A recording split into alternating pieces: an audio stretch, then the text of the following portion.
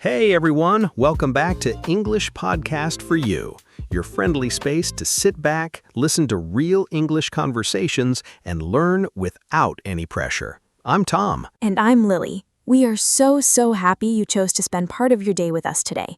Whether you're cooking, commuting to work, going for a walk, or just cozying up with a cup of tea, welcome. Yeah, seriously, thank you for being here. Every single week when we see your comments and read where you're listening from Brazil, Turkey, Japan, Spain, it honestly just warms our hearts. It really does. And hey, before we dive in, here is your friendly reminder. Listening to real, natural English like this is huge for your brain. Even if you feel like you aren't speaking fast yet, your mind is absorbing rhythm, sentence structures, and natural expressions right now. So give yourself some credit today. Exactly. Give yourself a high five. Now, speaking of being gentle with yourself, Lily, can I ask you a personal question? Oh boy, that depends. What did I do? When was the last time you felt sick, like actually sick, but you spent 2 hours lying in bed stressing about typing a 2-sentence message to your boss? Oh my goodness, Tom, why are you attacking me in the first 5 minutes of the episode? Because I know you. It's so bad. Literally last month, I had a fever, my throat felt like sandpaper, and instead of resting, I was staring at my phone draft saying, is hi too casual? Should I say, dear manager? Will they think I'm lying? I had a full panic attack over an email. Right, and that is exactly what we are talking about today. Today's episode is all about taking sick leave, how to call in sick to work or school without feeling guilty, and deeper than that, how to build the confidence to stand up for your own well-being. Yes, because calling in sick isn't just about language, it's an absolute emotional roller coaster, especially when you're communicating in a second language. It really is. You know, Lily, when you're an English learner working or studying in an English-speaking environment, calling in sick carries double the anxiety. Exactly. First, you feel bad for leaving your team. Second, you're terrified you're going to mess up the vocabulary on the phone or sound unprofessional. Oh, I've been there. Back when I had my first office job, I woke up one morning feeling completely under the weather. Ooh, hold on. Under the weather. Let's pause on that phrase for a second. That's one of our key target idioms for today, right? Yes. If you say, I'm feeling under the weather, it just means you are feeling slightly sick, unwell, or low on energy. It's very natural. Love that phrase. So anyway, you woke up feeling under the weather. What happened?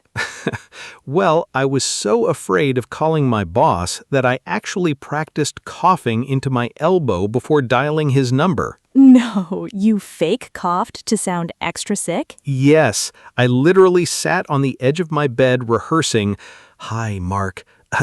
Cough, cough. I really can't make it today."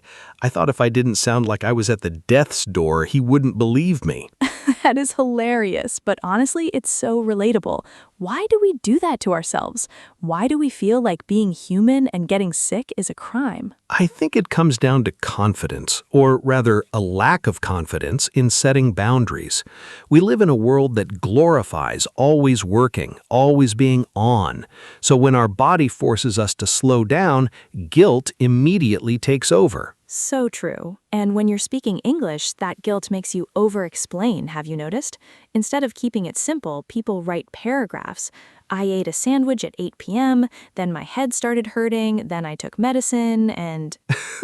Yes, you don't need to give your boss a full medical diagnosis. They just need to know 3 basic things. You're sick, you won't be there, and what needs to happen with your work. Okay, let's make this super practical for our listeners. Let's talk about the actual phrasing. Suppose you wake up and realize, okay, I've definitely come down with something. Another great phrase. To come down with something means to start getting sick with an illness, like a cold, the flu, or a fever. Like, I think I'm coming down with a cold. Love that phrase. So anyway, you woke up feeling like you're coming down with something. What is the best, most confident way to communicate that without feeling guilty? First rule, keep it brief and polite. You do not owe anyone your entire medical history. You can simply say, "Hi, Mame. I'm feeling a bit under the weather today, so I won't be able to make it into work. Simple, professional, clear.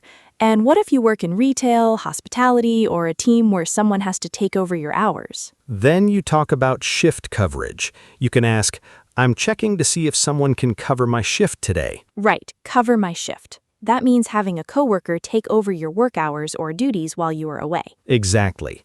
For example, Sarah offered to cover my shift today, so everything is handled.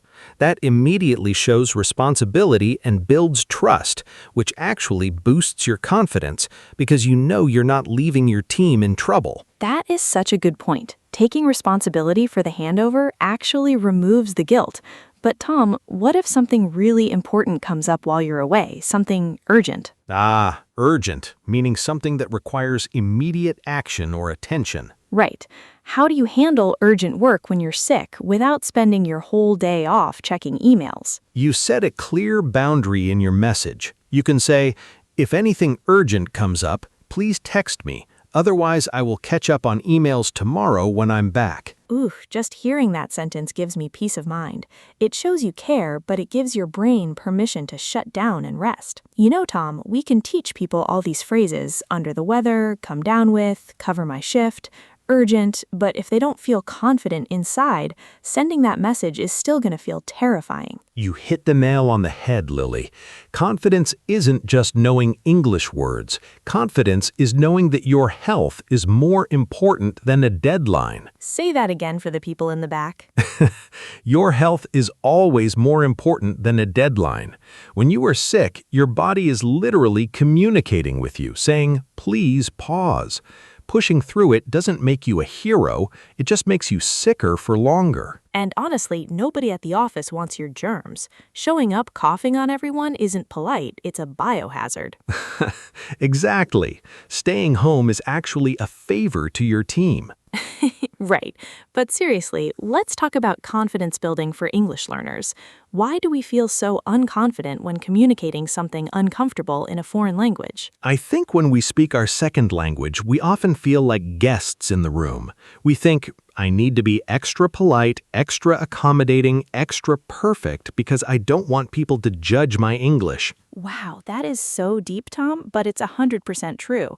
We feel like if we make a boundary, people will attribute it to us being difficult or not understanding the culture. Exactly. But real confidence comes when you realize native speakers stumble over their words when calling in sick too. They get nervous, they overthink emails, they feel guilty. It's a human reaction, not an English learner flaw. That gives so much comfort. So if you're listening to this right now and you're feeling guilty about taking time off, whether it's for work, school, or even just skipping a social event because you're exhausted, take a deep breath. Give yourself permission to be human.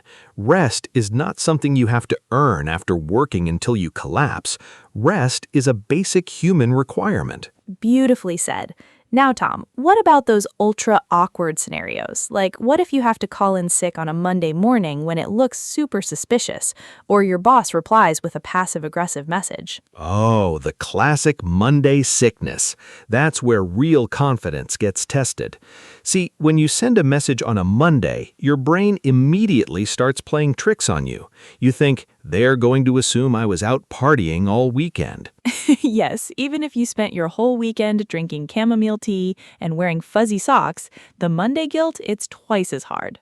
Exactly. The key to handling a Monday sick call, or any situation where you feel judged, is to lean into direct, simple language. You don't need to compensate for the day of the week by giving an extra long explanation. Right, because the longer your explanation is, the more guilty you actually sound. If someone writes a 3-paragraph message explaining why they aren't coming in on Monday, it feels like they're trying to prove something. Spot on. A confident person simply states the fact. Good morning. I've come down with a bad bug over the weekend and need to take today to rest and recover. End of story. I love that. Need to take today to rest and recover. It sounds calm, professional, and clear. But what if the manager responds with something like, are you sure you can't just log in for a couple of hours? Oh, the dreaded pushback. That is every employee's worst nightmare. Right? Your heart drops into your stomach. how do you respond to that without losing your cool or agreeing to work while you have a fever? You acknowledge their message, but you hold your boundary firm. You can say, I wish I could, but my doctor advised full rest today so I can get back to 100% as quickly as possible. I'll make sure to prioritize task X first thing tomorrow when I return. Oh, that is smooth, Tom. You're not arguing with them, but you're making it very clear that work is not happening today. Exactly. You're shifting the focus from I'm refusing to work to I'm resting today so I can be effective tomorrow. It's all about perspective. I'm resting today so I can be effective tomorrow. That is such a powerful shift in mindset, because when you view rest as preparation rather than laziness, the guilt completely evaporates. It really does. And you know, Lily, this connects back to what we talk about so much on this podcast, building genuine confidence in your everyday life. Confidence isn't about being loud or aggressive. It's about being calm and clear about your needs. So true. But let's be real for a second. What if you're a student or working in a workplace where you don't even have a doctor's note? A lot of English learners are in university or doing shift work, and they feel like they have to prove they're sick. Right, the missing proof dilemma. Look, in most standard situations, especially for just 1 or 2 days, a basic notification is all that is legally or academically required. If you over-explain because you don't have a doctor's note, you end up sounding anxious. Exactly. You start typing, I don't have a doctor's note yet, but my forehead is really hot and I took 2 blue pills. No, stop right there. Please don't tell your professor or team leader about your blue pills. Giggle. But people do that. When we lack confidence in a second language, we overshare to compensate.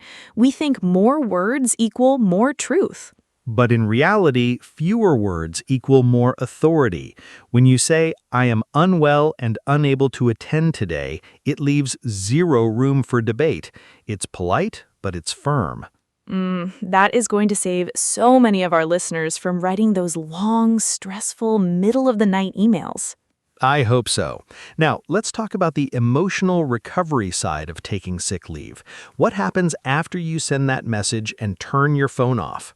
Oh, you mean the part where you sit on the couch feeling like a terrible person for the next 6 hours? Exactly. You send the text, you put the phone down, and then your brain goes, what if they're talking about me in the group chat? What if my coworker hates me for taking over my shift? Yes, you hear a notification ping from across the room and your heart rate instantly doubles. You think, this is it, I'm fired. Why are our brains so dramatic? Because we care. But seriously, how do you shut off that background noise in your head so you can actually rest? You have to intentionally transition your brain out of work mode. Put your phone on Do Not Disturb or Work Mode Focus. If you left a clear update about urgent matters and arranged for someone to cover your shift, you have done your job for the day. Your only job left is to heal. Your only job left is to heal. I love that phrase. We should put that on a sticky note and put it on every phone screen. Right beside the phrase, do not fake cough into your elbow. Giggle. Hey, that fake cough worked for you back in the day, didn't it? Embarrassedly, my boss just listened to me coughing for 10 seconds and said, Tom, just take the day off. Please stop making that noise. Oh no, that is painfully awkward. It was terrible, but it taught me a valuable lesson.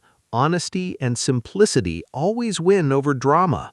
You don't need to perform your sickness for anyone. That is such a good point. You don't need to perform. If you're under the weather or coming down with a fever, your responsibility is to yourself first. Exactly. And you know, this applies to mental health days too. In many modern workplaces now, people take sick leave not just for a physical flu, but because they are completely burned out and need a day to reset their minds. Ooh, let's touch on that. Because taking a mental health day feels even harder to communicate than a physical illness. People feel twice as much guilt. They really do. But here's the secret.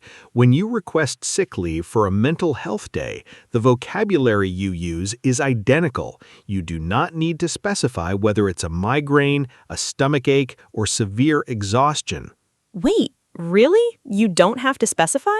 Not at all. In almost all professional environments, I am feeling unwell today and need to take sick leave covers both physical and mental well-being. Your privacy matters. That is such a huge relief to hear.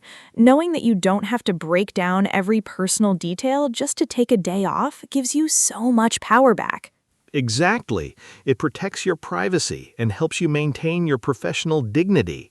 When you set that standard for yourself, people naturally respect your boundaries more. That makes complete sense. You know, Tom, looking back at everything we've talked about today, from feeling under the weather to managing urgent tasks and finding someone to cover my shift, it really comes down to self-respect. It truly does. Taking care of yourself isn't selfish, it's essential. If you don't make time for your wellness, your body will eventually force you to make time for your illness. Ooh, look at you dropping big life wisdom today. Hey, I have my moments. But seriously, to everyone listening right now, whether you're working, studying, or just learning English to open up new opportunities in your life, remember to be kind to yourself. Yes, give yourself permission to rest without the heavy backpack of guilt. Language learning itself takes so much mental energy, so make sure you're resting your mind too. Absolutely. If you enjoyed today's conversation, drop a comment below and let us know, have you ever felt guilty for calling in sick? Or tell us how you say under the weather in your native language. We love learning from you all. Thank you so much for spending this time with us on English Podcast for You. Keep practicing, keep listening, and most importantly, take good care of yourselves. Until next time, take care and bye-bye. Bye, everyone.